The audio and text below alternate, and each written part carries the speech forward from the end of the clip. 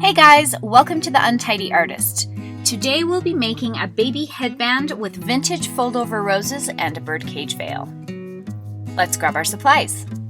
The first thing you'll need is 3 pieces of coordinating fabric, some Russian netting. I've got some little embellishments here, some Swarovski crystals. You'll need a piece of felt and coordinating thread and a needle, and some tiny stretch elastic, sharp scissors, and a ruler.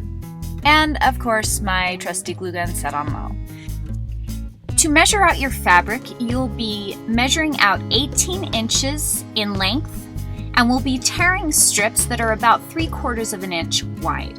So I measured down to 18 inches and cut off a small piece. And then because the fabric might not be cut straight, I tear off one of the edges, giving me a straight torn edge that's torn with the grain. And then I measure that to about 3/4 of an inch and tear that.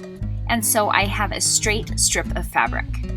And then go ahead and tie the end into a knot, and we're going to do a fold over rose technique. You can actually find this technique in a more detailed tutorial in my fold over rose technique.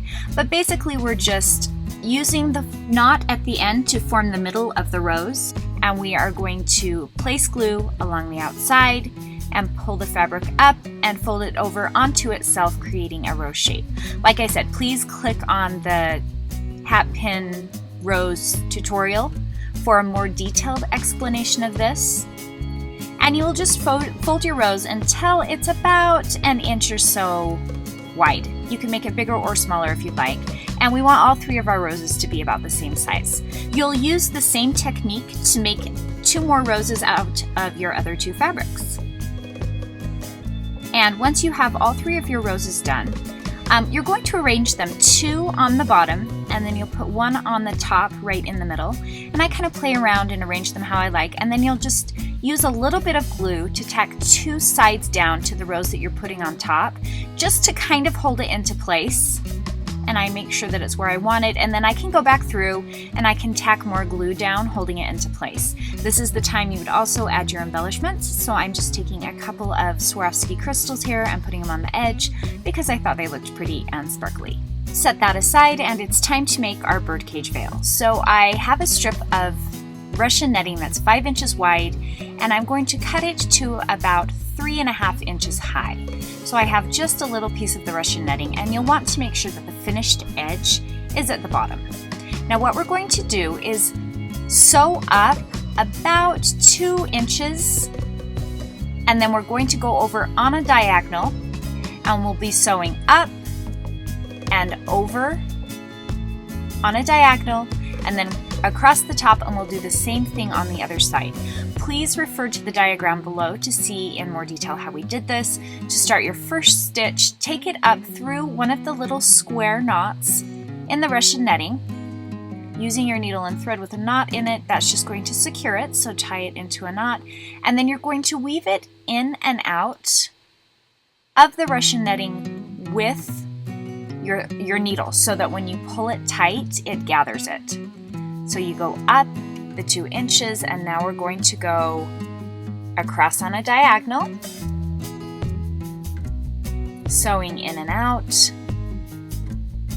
Some people like to sew it right through each of the little squares of the Russian netting. I think it's easier to just go right through the holes. It's a lot faster, and for this little birdcage veil, it works out perfectly.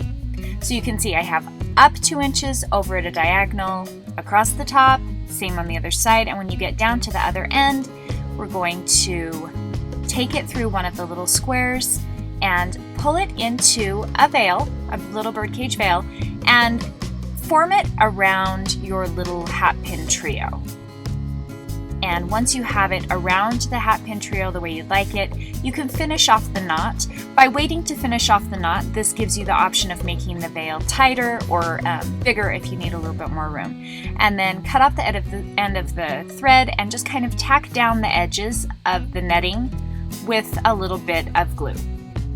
Now measure out your elastic according to how big you'd like your baby headband to be. Please refer to the downloadable link below on baby headband sizing, and then you'll take a little bit of glue, put it right in the middle on the back of your hat pin trio, and just tack down a little bit of the elastic and then glue it down onto the back so it stays firmly, and it will go on top of the netting on the back. And then pull it up and around so it doesn't twist. And you actually don't really overlap it with this, you just cut out the exact amount of the elastic you need. And once that's tacked down, we're going to take our felt and cut 3 square pieces out of your felt, and then trim each one of those into a circle. And they need to fit onto the back of each of your flowers. Each felt circle should be just over 1 inch in diameter. Line each circle with glue, and you're going to put them on top of the elastic, securing everything in back and holding it all into place. The soft felt is also a nice backing for a baby headband. And that's it, you have a unique vintage style baby headband. Thanks for watching. If you have any comments or questions, please post them below. I would love to hear from you. Check out some of my other tutorials. Give this tutorial a thumbs up if you liked it. And please be sure to subscribe. Thank you for watching.